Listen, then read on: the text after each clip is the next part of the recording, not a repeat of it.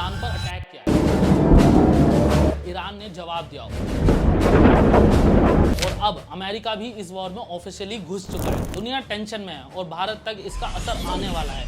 आज की वीडियो में हम देखेंगे इस वॉर का पास्ट क्या था, आज क्या हो रहा है और कल क्या हो सकता है और भारत के लिए इसका क्या मतलब है।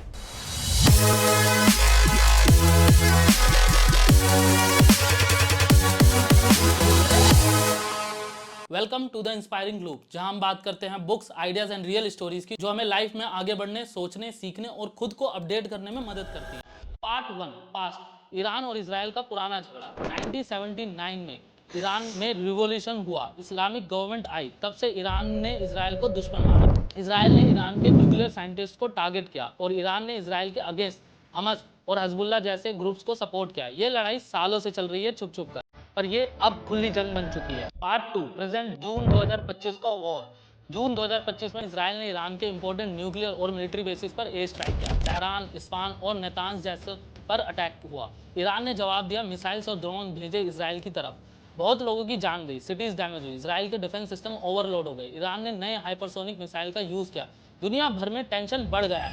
पार्ट 3, अमेरिका का एंट्री। वॉर में नया मोड़। अब अमेरिका भी इस वॉर में ऑफिशियली घुस चुका है। प्रेसिडेंट ट्रंप ने ईरान को वार्निंग दी है, सरेंडर करो वरना हमला तय है। अमेरिका ने अपने फाइटर जेट्स और नेवी शिप्स गल्फ में भेज दिए हैं। यूएस ने ईरान के फोर्दो न्यूक्लियर साइट पर डायरेक्ट टारगेट बनाया है। ईरान ने भी कहा है अगर यूएस ने अटैक किया तो उनके मिलिट्री बेसिस पर मिसाइल करेंगे। ये वॉर अब सिर्फ इजराइल और ईरान का नहीं है, ये एक ग्लोबल थ्रेट बन गया है। पार्ट 4, आगे क्या हो सकता है, future scenarios. First, full scale war. अगर यूएस और ईरान टकराते हैं तो पूरा गल्फ अनस्टेबल हो सकता है। सेकंड, इजराइल विन करे लेकिन ईरान रिटालिएट करेगा और वॉर लंबा चलेगा। Peace talks.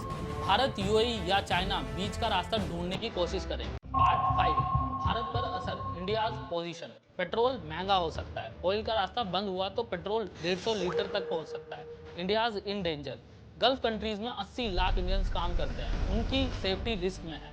Defence deals, Israel ने भारत को मिसाइल्स और ड्रोन्स मिल रहे हैं, वॉर से डील तेज हो सकती है। छाबार पोर्ट रिस्क, ईरान में भारत का प्रोजेक्ट छाबार पोर्ट भी इफेक्ट हो सकता है। भारत का स्टैंड, ईरान भी दोस्त, इजराइल भी। भारत को स्मार्ट और बैलेंस्ड डिप्लोमेसी दिखानी होगी, इंटरेस्ट पे फोकस करना होगा, इमोशंस पे नहीं। पार्ट 6, सीख क्या मिलती है।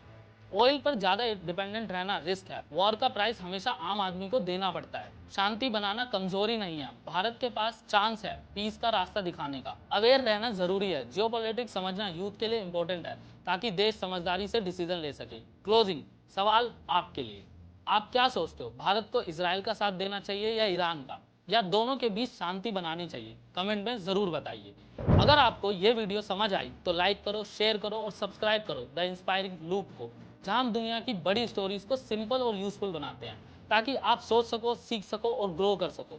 Thank you so much.